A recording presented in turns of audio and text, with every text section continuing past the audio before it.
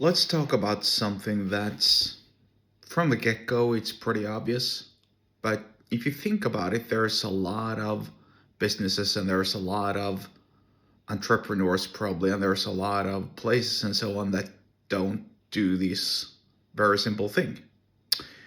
And that's simply putting the customer first.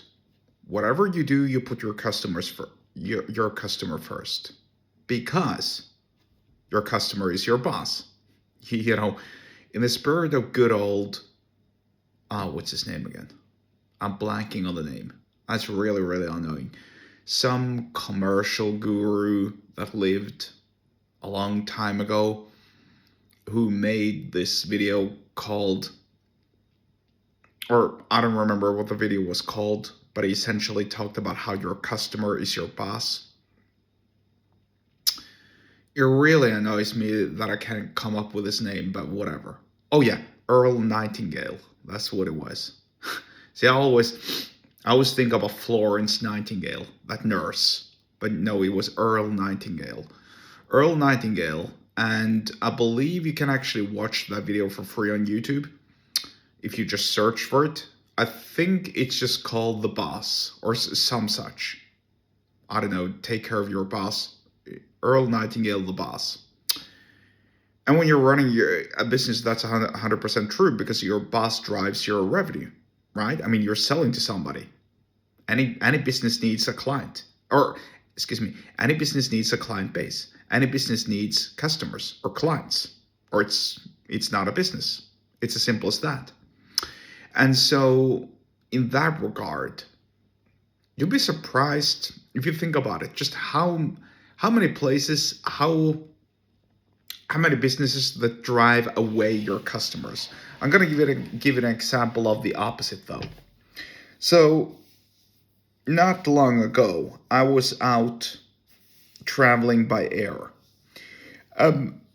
There is a particular coffee shop at one of the airports that I frequent. It's called Ritaza, and it's located at the OSL airport. OSL is the international three-letter name. It's the main airport in my country, Norway. Highly recommend you check that place out. Now, here's something that I want to emphasize. So I was out traveling.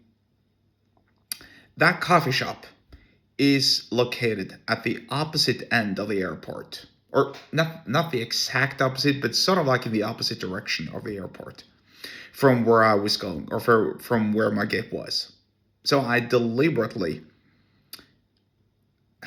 put a little extra workload, so to speak, on myself by walking in the opposite direction of where my gate was to wait and hang out until my plane left. And I did so because I wanted coffee, of course, but I wanted coffee from that place, that particular place. And I'm gonna tell you why. This place offers, well, first of all, they offer free refills. They have a water cooler so you can help yourself with water. Their coffee's really good. And I've said this before, I think, but I'm going to repeat it again because it's so important. One time, I was seated at the coffee shop, at that particular coffee shop, with 3 bottles of wine that I bought. I don't drink wine. I don't care about wine really. But these were bottles for my parents because they requested I buy some wine for them. So I did. And as I was about to leave, I was in a hurry because I needed to go really, really fast because my plane was about to leave. And that time I was really close to my gate. So all I had to do really was just go for a quick piss at the men's room, and that was it. So I stood up, I grabbed my stuff, and I started walking. And I started walking towards the men's room. And just as I was about to walk inside the men's room, somebody taps him on my shoulder like this. So I'm like, what? Huh? Who are you? What are you doing? Oh, it turns out it was actually one of the baristas who worked at that coffee shop, who'd walked after me all the way to the men's room to hand me my bag of wine bottles that I'd accidentally left behind. And, of course, I smiled, I thanked him, I shook his hand, whatever, and I really had no other choice but to, hastily empty my bladder and then subsequently walk to my gate. Now, here's how I function. I don't know how you function, though, but this is how I function. Normally, I'm very, very good at remembering stuff. I usually am not very, very forgetful. I mean, it happens, but usually I'm very, very good at remembering my stuff. And, remembering appointments and all that kind of stuff. But sometimes I too make slips. And when I do, they're major. I make major slips. It's kind of like if I oversleep. I rarely oversleep. Usually most of the time I actually wake up before my alarm clock. But when I oversleep by hours. Literally by hours. I don't know why. It's either all or nothing. So when I'm forgetful, when I forget stuff, I forget them, I forget them real bad. Meaning, in this case, I probably would have walked to the gate. I would have passed through the gate. I would have walked into the airplane. I would have boarded the plane. I would have sat down in my passenger seat. And then I would probably have realized that, oh, where are my wine bottles? Oh, shit, I forgot them. Or I wouldn't even have remembered it then. And I would have, the plane would have departed. I would have landed at my other destination. And then I would have realized that, oh, shit, I forgot my wine bottles at my origin airport. And now it was obviously too late. That's how I worked. That's how my memory works at times. So in this case, it of course meant that if that barista hadn't walked after me and hadn't tapped me on my shoulder and hadn't made sure that I got with me my bag of wine bottles, I would have forgot them. I would have left them behind. And that gesture meant so much to me, in combination with the very fact that they serve excellent coffee, that whenever I'm at that airport, irrespective of where my gate is, and I have time and I want some coffee, I'm gonna go to that place. It doesn't even matter if they serve better coffee other places, which I doubt they do. Nor does it matter if they sell cheaper coffee elsewhere. I'm gonna go there because they treated me so well that time.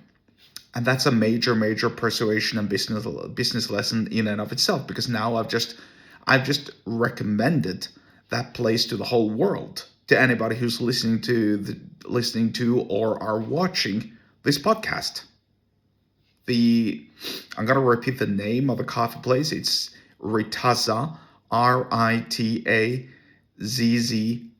Ritazza at OSL Airport in Norway. Go there. Go check it out. It's brilliant. And so think about that. If you run a business and you actually manage to attract customers and you make them take detours that they really don't have to take just because they appreciate being there and spending their money with you, then you can potentially make, I'm not going to sit around,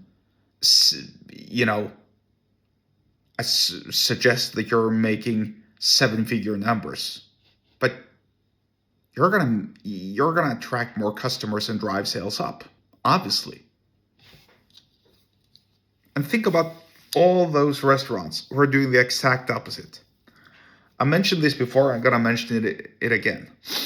There are actually electronic store outlets that I refuse to go to. I don't want to go there because I'm being treated so bad. I walk in and there are sales clerks there and they hang around in groups. They're on their phones. They look bored. They don't even walk over to ask if I need help. They don't.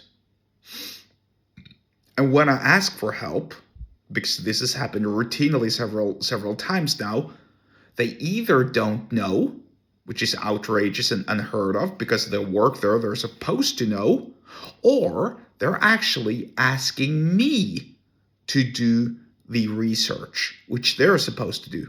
Oh, just go into our website and check if there's anything left in stock. Hey, I'm here asking you for a reason. If it were that simple, I wouldn't even have walked into the store. Why are you doing this?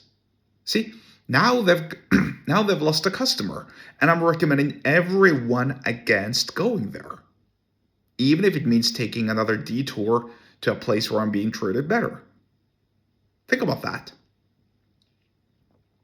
Think about how you're convincing other people to invest extra time, invest extra money, invest extra energy into visiting your store just because you're treating them well.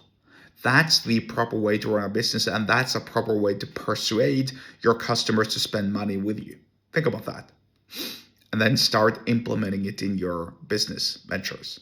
If you want to learn more about persuasion from a business perspective, then get subscribed to my email list. The link to do so is in the episode description, wherever you are watching it or listening to this. And I'll see you there.